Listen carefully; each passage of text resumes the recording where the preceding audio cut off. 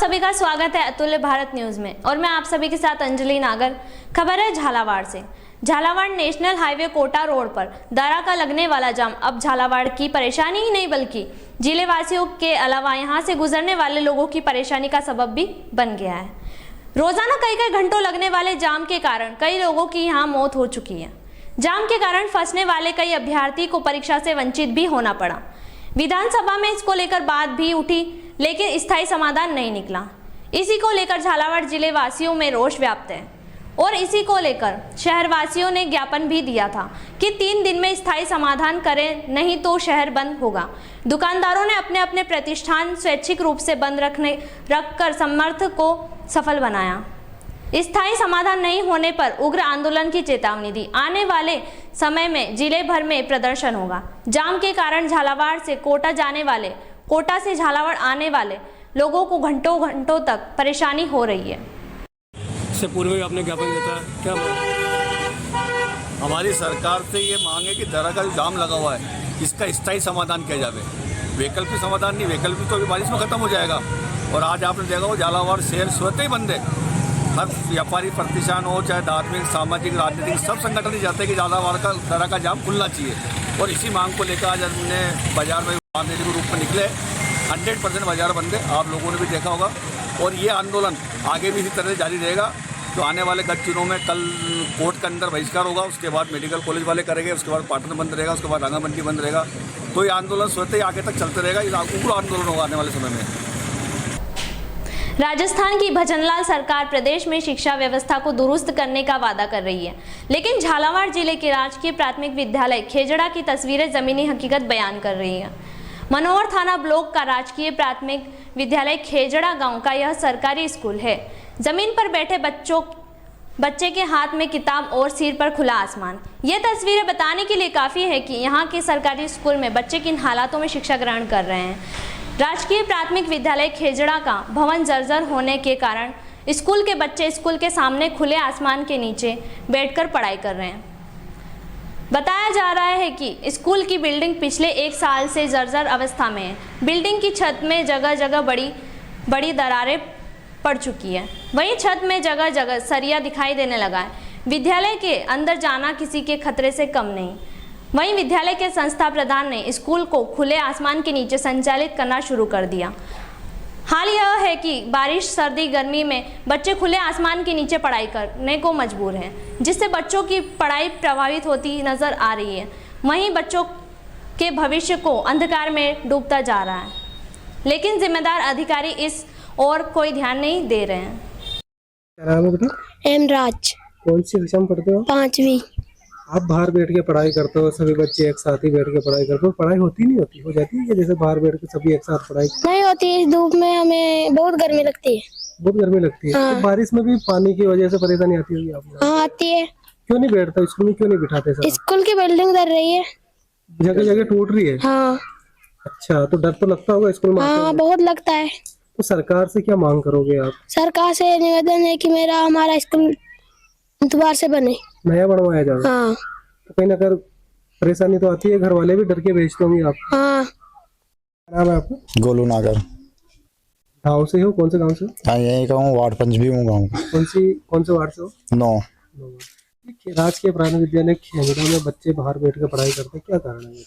ये स्कूल की बिल्डिंग बहुत, कहने का मतलब जब से मैं पढ़ता था ना यहाँ पर 10-15 साल पहले से, जब से ऐसे ही देखी मैंने तो।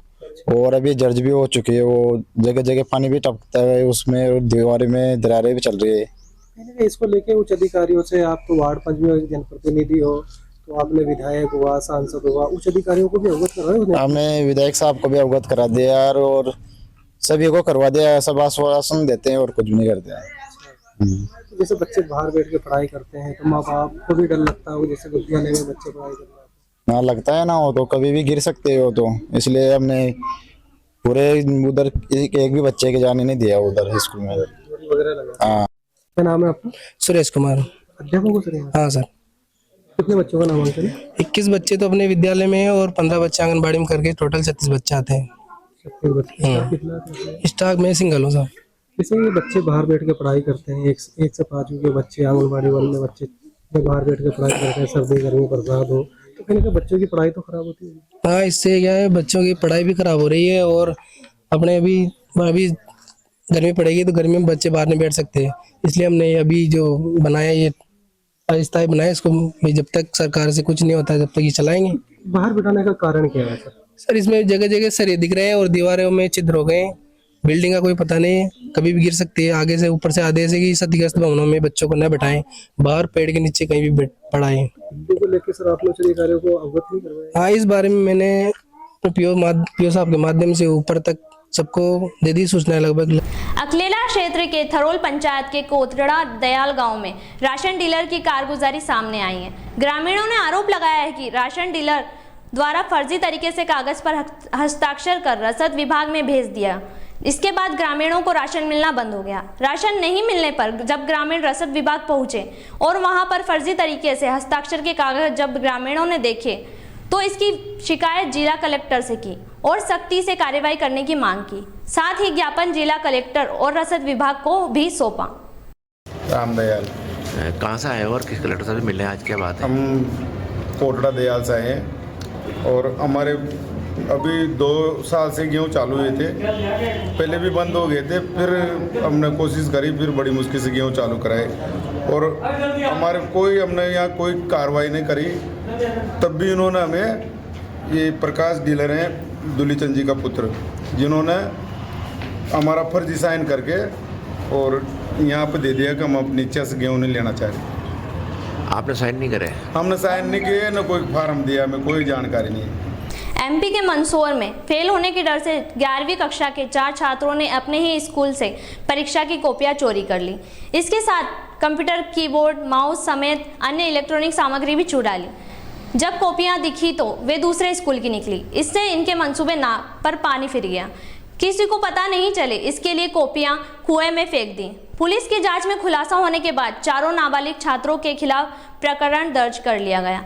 दरअसल मामला मंदसौर के गरोट उपखंड के गांव खड़ावदा के शासकीय हायर सेकेंडरी स्कूल का है। स्कूल प्रभारी प्राचार्य ने 28 फरवरी को पुलिस को शिकायत की थी, जिसमें बताया था कि 27 फरवरी की रात शासकीय उच्चतर माध्यमिक विद्यालय खड़ावदा के परीक्षा विभाग में कक्ष की खिड़की के वेंटिलेशन से अज्ञात बदमाश अंदर घुस गए और कंप्यूटर उपकरण जैसे कि कीबोर्ड, माउस, मॉनिटर अलावा कुछ स्कूल के मूल्यांकन की लाई गई कक्षा 9वीं 11वीं की उत्तर पुस्तिकाएं चुरा ले गए।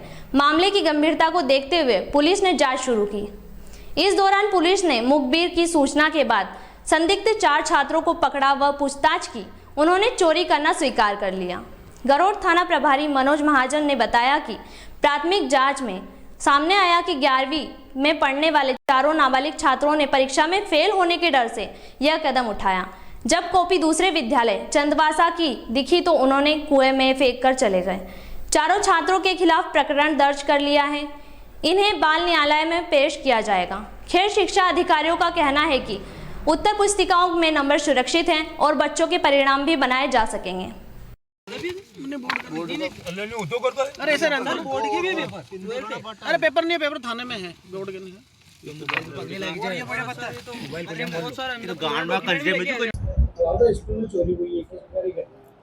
हमें 28 तारीख को टीचर थाने पर आकर उन्होंने बताया कि हमारे परीक्षा विभाग के कमरे से कुछ उत्तर पुस्तिकाएं 9वीं 11वीं की और कंप्यूटर चोरी हुआ है रात में 27-28 की रात में। तो हम लोग मौके पर पहुंचे, मौके पर देखकर जांच पड़ताल की तो देखा कि वहां पर एक मॉनिटर और उत्तर पुस्तिकाएं बताई वो चोरी गई थी, जो खिड़की के रास्ते चोर लेके गए थे।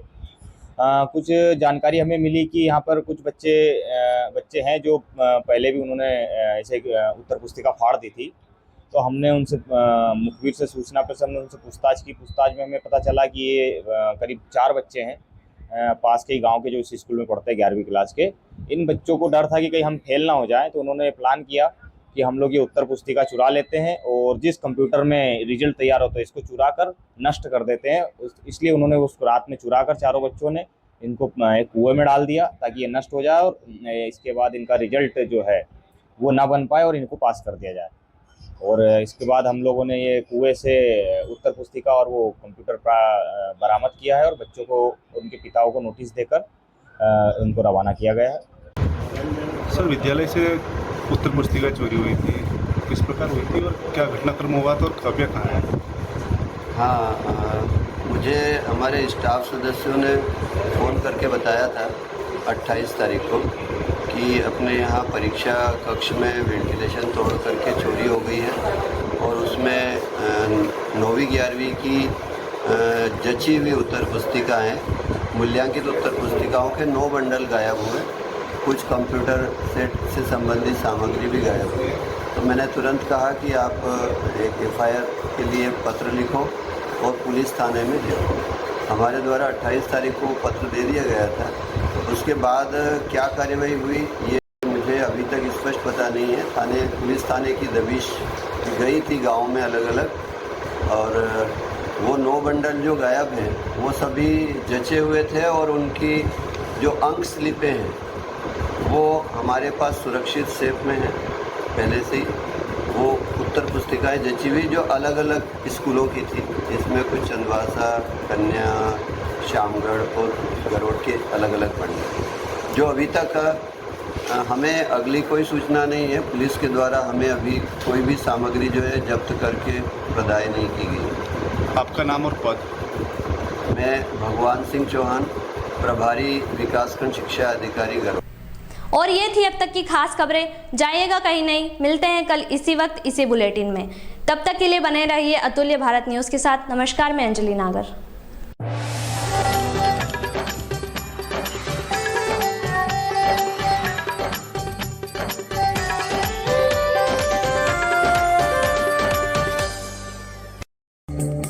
देखिए आज की खास खबरें म्हारो हाड़ोती म्हारो मालवा के प्रस्तुत करता है गीता कोल्ड प्रेस्ड कुकिंग तेल। अब खाने में लाए मां के हाथ का स्वाद। गीता कोल्ड प्रेस्ड कच्ची घानी तेल, तेल की हर बूंद में 100% शुद्धता। Diamond nursing and paramedical college, GNAM, BSc nursing, DMLT, BMLT, panchakarma आदि कोर्सेज की सुविधा। Shri Sainath nursing and paramedical college और मल्टी स्पेशलिटी हॉस्पिटल, चिकित्सा सुविधा के साथ नर्सिंग कॉलेज भी। महादेव कचौरी एंड स्वीट्स, पता गर्ल्स स्कूल चौराहा, भवानी मंडी, कठी कचौरी स्पेशल।